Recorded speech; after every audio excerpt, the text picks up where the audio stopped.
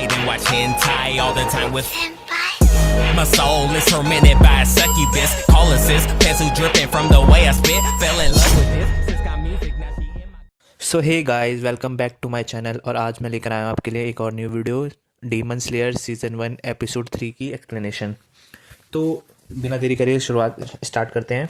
Episode 3 के starting में हम देखते हैं तांजीरो उरोकुदाके साकुंची की जो भी कही बातें होती हैं उनके नोट्स बना रहा होता है, और फिर वो अपनी बहन की तरफ मुड़ के देखता है। फिर वो कॉपी बंद करके और मोमबत्ती बुझा के चला जाता है। फिर वो अपनी ट्रेनिंग स्टार्ट होने से पहले नजुको को एक बार देखता है और उरोकुदाके साकुंजी उसको बोलते हैं कि चलो चले। फिर उरोकुदाके साकुंजी उनको बताते हैं कि डीमन स्लेयर की फ़ौज में लगभग 100 लोग हैं। ये एक ऐसा संगठन है जिसको सरकार नहीं मानती, लेकिन ये सेना सालों पहले बनी हुई है और आज भी डीमन का शिकार करती है। पर डीमन स्लेयर का फ़ौज का लीडर कौन है आज तक पता नहीं चला, और ये बात हमेशा राज रहती है। डीमन का मुख्य खाना इंसान होते हैं और ये इंसानों को मार के खाते हैं, और ये कहाँ से आए हैं कोई नहीं आएंगे। और उनके अंदर इतनी ताकत होती है कि उनके घाव एक झटके में ठीक हो जाते हैं। वो अपने खटे हुए शरीर के हिस्से जोड़ सकते हैं और उनके हाथ पैर रुक जाते हैं। शरीर के आकार बदलने के साथ ही उनके पास जादुई शक्ति भी है। सूरज की रोशनी और एक खास तलवार से ही उन्हें मारा जा सकता है। डीमन स्लेयर की फ़ौज में वो अपने साधारण शरीर से डीमन से लड़ते हैं। इंसान होने की वजह से उनके घाव जल्दी नहीं भरते, ना ही उनके कटे हुए शरीर के अंग वापस उठते हैं। फिर भी इंसान की रक्षा करने के लिए वो डीमन से लड़ते हैं। फिर सीन शिफ्ट होता है और हम देखते हैं तांजीरो जंगल में भाग रहा होता है और उरोकुदाके साकुंची बोलते हैं कि मैं तुम्हारा गुरु हूँ, तलवारबाजी सिखाना मेरा काम है। मेरे जैसे बहुत से गुरु हैं, सब अलग अलग जगह रहते हैं और उनका सिखाने का तरीका भी अलग है। डीमन स्लेयर की फ़ौज में तुम्हें भर्ती होने के लिए तुम्हें फुजिकामा फाइनल स्टेज में ज़िंदा रहना होगा। फाइनल सिलेक्शन के लिए तुम तैयार हो या नहीं वो मैं तय करूँगा, उरोकुदाके साकुंजी ये बोलते हैं तांजीरो से। फिर तांजीरो बोलता है कि नेजुको के लिए आज से मैं रोज़ नोट्स लिखूँगा। मुझे पहाड़ी से उतरने के लिए प्रैक्टिस भी करनी चाहिए। अगर मुझे फाइनल सिलेक्शन तक ज़िंदा रहना है तो मुझे मेहनत करनी होगी। फिर हम देखते हैं कि तांजीरो की ट्रेनिंग स्टार्ट हो जाती है। रोज़ रोज़ पहाड़ी चढ़ने और उतरने से मैं जाल और खतरे से बचने में माहिर होता जा रहा हूँ। जैसे जैसे मेरे शरीर में ताकत बढ़ रही है, मेरी सूंघने की ताकत पहले से ज़्यादा तेज़ हो गई है, इस हद तक कि मैं अलग अलग खुशबू को पहचानने लगा हूँ। पर फिर भी जाल की कठिनाइयाँ बढ़ती ही जा रही हैं। लगता है वो मुझे सच में मारना ही चाहते हैं। और हम इसी सीन में देखते हैं कि तांजीरो रोज़ ही नोट्स बनाता है जो भी उरोकुदाके साकुंजी उसको सिखाते हैं। आज मैं कटाना लेके पहाड़ी उतर रहा हूँ, पर ये बड़ा ही मुश्किल है। फिर हम देखते हैं कि तांजीरो एक ट्रैप में फंस जाता है।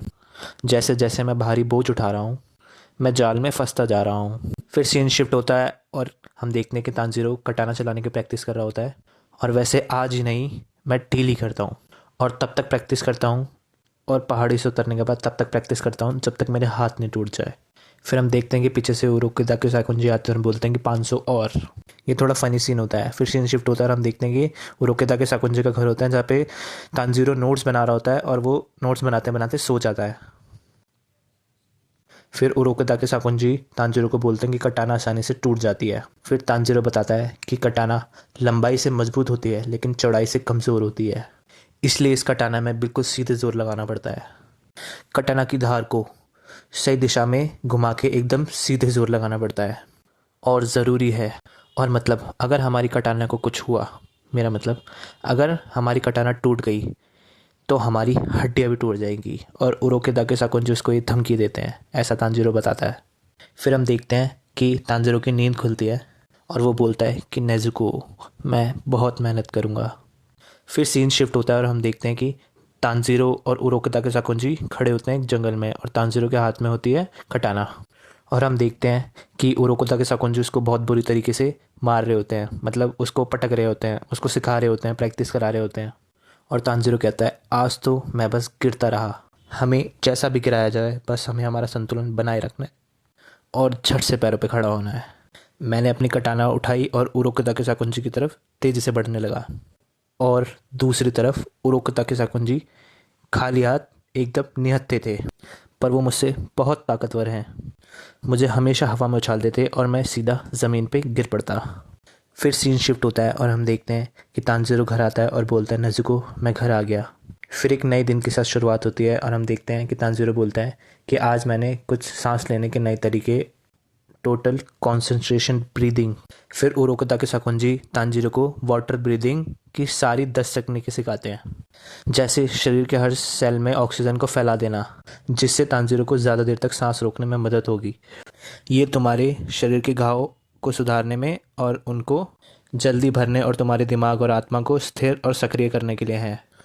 फिर उरोको ताके साकुंजी उसको सिखाते हैं और बोलते हैं कि एक सांस लो और अपने शरीर को ढीला छोड़ो।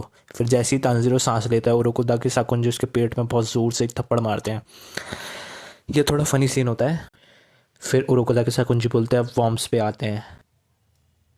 इसमें तांजीरो सारे स्टेप्स गलत कर रहा होता है और तांजीरो यहाँ पे बताता है कि उन्होंने मुझे पेट पे ताकत ना लगाने के लिए डांटा और तांजीरो के पेट पे ज़ोर ज़ोर से मारा। फिर उरोको ताके साकुंजी तांजीरो को पानी के एक साथ होने के लिए बोलते हैं और ये थोड़ा फनी सीन होता है और तांजीरो उरोको ताके साकुंजी तांजीरो के पीछे लात मार देते हैं और उसको पानी में गिरा देते हैं। फिर हम यहाँ से देखते हैं कि वो वाटर ट्रेनिंग कर रहा होता है और बोलता है कि यहाँ मेरी ट्रेनिंग जारी रही और वहाँ नजुको को बेहोश हुए 6 महीने हो गए थे। उरोको ताके साकुंजी ने उसको तुरंत डॉक्टर को दिखाया और डॉक्टर भी उसकी बीमारी का पता नहीं लगा पाई।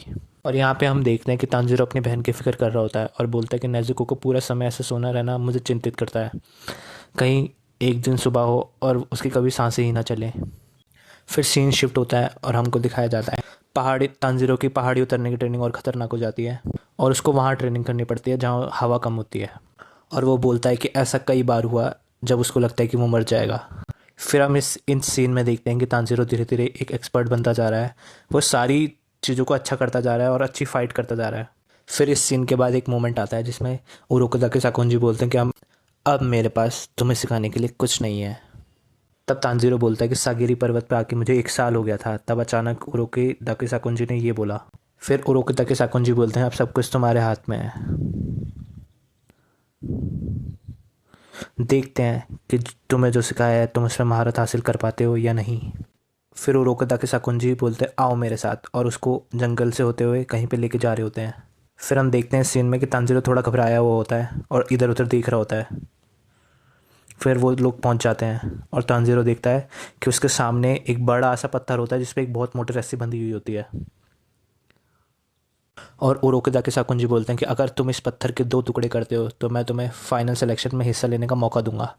फिर तांजीरो अपने मन में सोचता है कि पत्थरों को काटा जा सकता है क्या मैं कटाना से इसे काट पाऊंगा। वो अपने मन के अंदर ये सब बोल रहा होता है और वो पहले ही डिमोटिवेट हो जाता है और बोलता है कि मुझे नहीं लगता कि मुझसे ये होगा, मेरी कटाना टूट जाएगी।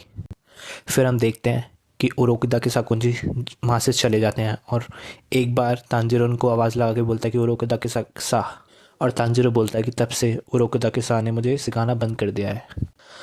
फिर वो एक सांस लेता है और अपनी कटाना निकालता है और पत्थर की ओर देख रहा होता है। फिर वो कटाना निकाल के एक ज़ोरदार वार करता है पत्थर पे, लेकिन पत्थर को कुछ नहीं होता और वो एकदम पूरा झनझनाट जाता है। वो फिर से वार करता है लेकिन हमें को वो दिखाया नहीं जाता।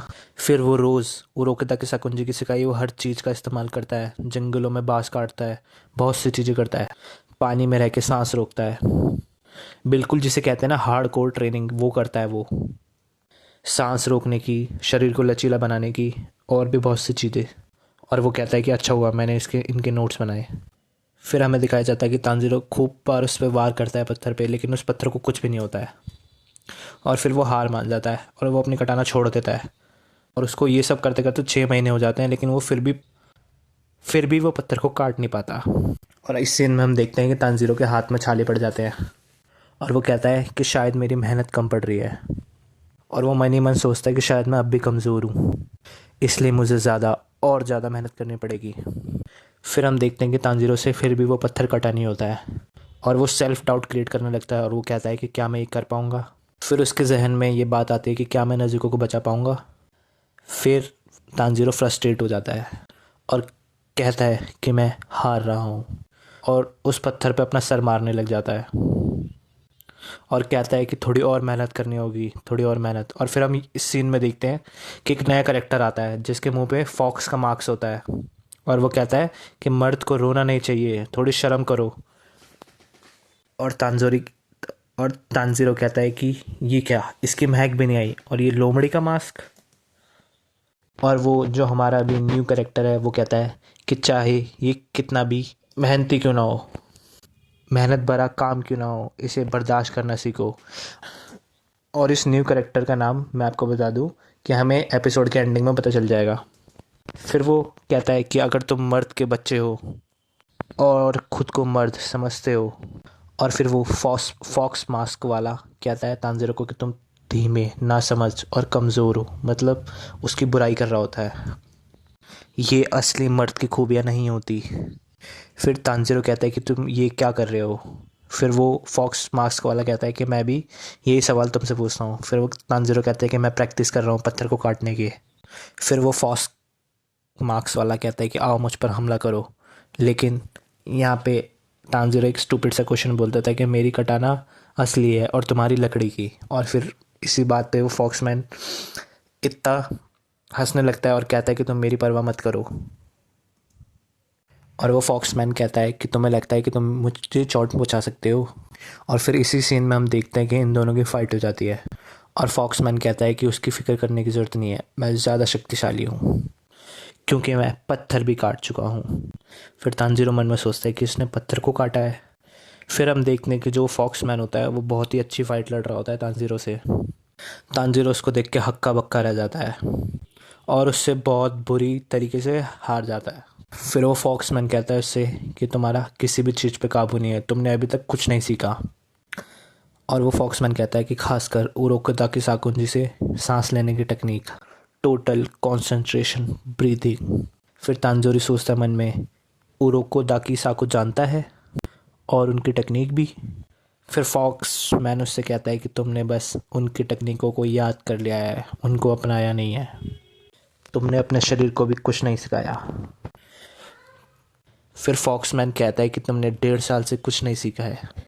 फिर वो फॉक्समैन उससे कहता है कि अपने शरीर के अंग अंग में गांठ बांध लो, वो भी इस तरह की तुम उरोकोदाकी साकी बताई हुई चीज़ों को कभी भूल ना सको, तुम्हारा अंग अंग उसे याद रखे। फिर हम देखते हैं यहाँ पे तांजिरो बोलता है कि मैं पूरी कोशिश कर रहा हूँ, पूरी कोशिश। फिर तांजिरो बोलता है कि तुम्हें बढ़ना ही होगा। फिर तांजिरो बोलता है कि मैं आगे नहीं बढ़ पा रहा हूँ, बिल्कुल आगे नहीं बढ़ पा रहा हूँ। फिर वो फॉक्समैन बोलता है कि तुम्हें बढ़ना ही होगा, तुम्हें आगे बढ़ना ही होगा, इसके अलावा तुम्हारे पास कोई चारा नहीं है। आओ लड़ो, मुझे अपनी ताकत दिखाओ।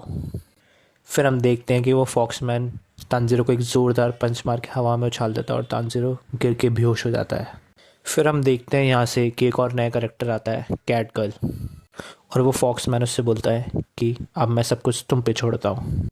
फिर तांजिरो उठता है और देखता है कि उसके पास वो कैट गर्ल बैठी होती है और वो उससे बोलता है कि तुमने सब कुछ देखा। तो वो गर्ल बोलते हैं कि हाँ। फिर वो बोलता है कि कितनी अच्छी तलवारबाजी थी, उसका एक भी हमला बेकार नहीं था, वो बहुत ही शानदार था, मैं भी वैसा बनना चाहता हूँ। फिर वो उस कैट गर्ल से बोलता है बोलो ना, मैं वैसा बन पाऊँगा। फिर वो कैट गर्ल हल्की सी स्माइल दे के बोलती है बिल्कुल बन पाओगे, मैं इसमें तुम्हारी मदद करूँगी। फिर से वो स्माइल करती है और इस सीन से ऐसा लगता है कि तांजिरो को वो थोड़ी थोड़ी पसंद आने लगती है। और वो मनी में बोलता है कि कितनी अच्छी है और कितनी प्यारी है। फिर वो उसका नाम पूछता है कि ज़रा बताओगी तुम कौन हो। फिर तांजिरो बताता है कि उस लड़के ने अपना नाम माकोमो बताया है और वो बोलता है कि माकोमो ने बताया कि उस लड़के का नाम साबितो होता है। फिर हमें यहाँ से पता चल जाता है कि उस लड़की का नाम माकोमो और उस लड़के का नाम साबितो होता है। फिर वो बताता है कि उसके बाद माकोमो ने उसकी गलती बताई, जो दाव काम के नहीं है वो ख़त्म करने में उसकी मदद भी करेगी, और वो कहाँ से आई है और ये सब क्यों कर रही है पूछने पे कोई जवाब नहीं देती। बस माकोमो बोलती है कि हम दोनों को उरोकोदाकी साकुंजी बहुत पसंद है। फिर तांजिरो बताता है कि वो दोनों भाई बहन नहीं हैं। और इस सीन में हमें पता चलता है ये दोनों भी अनाथ होते हैं जिनको उरोकोदाकी साकुंजी ने पाल पोस के बड़ा किया होता है। और माकोमो बोलती है कि यहाँ पे और भी कई सारे बच्चे हैं जो हमेशा तांजिरो को देखते रहते हैं। फिर तांजिरो मन में बोलता है कि माकोमो बाकी बच्चों से अलग थी, उसकी बातें बड़ी बहकी बहकी से होती थी। फिर इस सीन में हम देखते हैं कि माकोमो टोटल कंसंट्रेशन ब्रीथिंग समझा रही होती है तानजीरो को। फिर वो बोलती है कि टोटल कंसंट्रेशन ब्रीथिंग से पूरे शरीर में दिल की रफ्तार तेज़ हो जाती है। ऐसा होने पे शरीर में गर्मी बढ़ने लगती है। इसीलिए तुम इंसान होकर भी डीमन की जितने ताकतवर बनते हो। मतलब ये कि इससे फेफड़े मजबूत बनते हैं, जिससे सांस ज़्यादा देर तक अंदर रहती है और उससे खून तेज़ी से बहता है। मांसपेशियां और हड्डियां गर्म हो जाती हैं और आप ताकतवर हो जाते हो। फिर नेक्स्ट सीन थोड़ा फ़नी होता है। तानजीरो की शक्ल बहुत बुरी सी बनी होती है और वो कहता है कि इसने जो भी समझाया मुझे कुछ समझ नहीं आया। फिर तानजीरो उससे पूछता है कि मैं ये सब कैसे कर सकता हूँ। फिर माकुमो उससे बोलते हैं खूब मेहनत करना, इसके अलावा तुम्हारे पास और कोई रास्ता नहीं है। फिर तानजीरो बोलता है कि ऐसा लगता है कि मेरे फेफड़े फट जाएंगे और मैंने खूब मेहनत करी, खूब प्रैक्टिस करी, लेकिन उसके बावजूद वो साबितो को नहीं हरा पाता। फिर सीन शिफ्ट होता है और हमें दिखाया जाता है कि उस हार के 6 महीने बाद तानजीरो साबितो को दोबारा फाइट के लिए चैलेंज करता है और साबितो उसी पत्थर के पास कटाना के साथ उसका इंतज़ार करता है। और फिर साबितो अपनी कटाना निकाल के ये बोलता है कि आखिर 6 महीने के बाद तुम में मर्दानगी की झलक दिख रही है। और फिर हम देखते हैं तानजीरो बोलता है कि आज मैं जीत के रहूँगा, और उन दोनों के बीच माकोमो भी खड़ी होती है और उन दोनों की फ़ाइट देख रही होती है। फिर तानजीरो मन में कहता है कि आमने सामने का मुकाबला बहुत आसान होता है, जो ज़्यादा तेज़ होगा उसी की जीत होगी। फिर हम देखते हैं कि तानजीरो एक गहरी सांस लेता है और वो दोनों फ्लैश की तरह गायब हो जाते हैं और वो दोनों एक दूसरे के ऊपर हमला कर रहे होते हैं। पलक झपकते ही फैसला हो गया। तानजीरो उस फॉक्समैन का मास्क काट देता है और यहाँ पे हम साबितो की शक्ल देखते हैं और हम देखते हैं सीन में कि उसकी जीत पे साबितो मुस्कुराने लगता है और माकोमो भी मुस्कुराने लगती है। और यहाँ पे इस सीन में माकोमो बोलती है उससे कि तानजीरो अपनी ट्रेनिंग को कभी मत भूलना, और माकोमो बोलती है कि जीत कर आना तानजीरो, उससे भी। और इस सीन में हम देखते हैं कि चारों तरफ धुंध छा जाती है और तानजीरो देखता है और वो पलट के देखता है तो साबितो गायब हो जाता है वहाँ से। और इस पूरे एपिसोड में हमको पता चलता है जस्ट ये सब एक इल्यूज़न था, जो साबितो वाला सीन था। वो बस प्रैक्टिस इतना करता है कि उसका दिमाग ऐसे इल्यूज़न बनाने लग जाता है, और वो जिस कटाना से उसने साबितो का मास्क काटा होता है, जिस कटाना से उसने साबितो का मास्क काटा होता है, वो उसका मास्क नहीं काटा होता उसने वो स्टोन काटा होता है, वो पत्थर काटा होता है। और इसी के साथ ये एपिसोड भी ख़त्म हो जाता है। तो अगर आपको मेरी एक्सप्लेनेशन अच्छी लगी तो चैनल को लाइक करें, सब्सक्राइब करें एंड बेल नोटिफिकेशन कॉल पर सेट करके जो भी मेरे आने वाले एपिसोड होंगे उसके लिए वेट करें। सो तब तक के लिए बाय।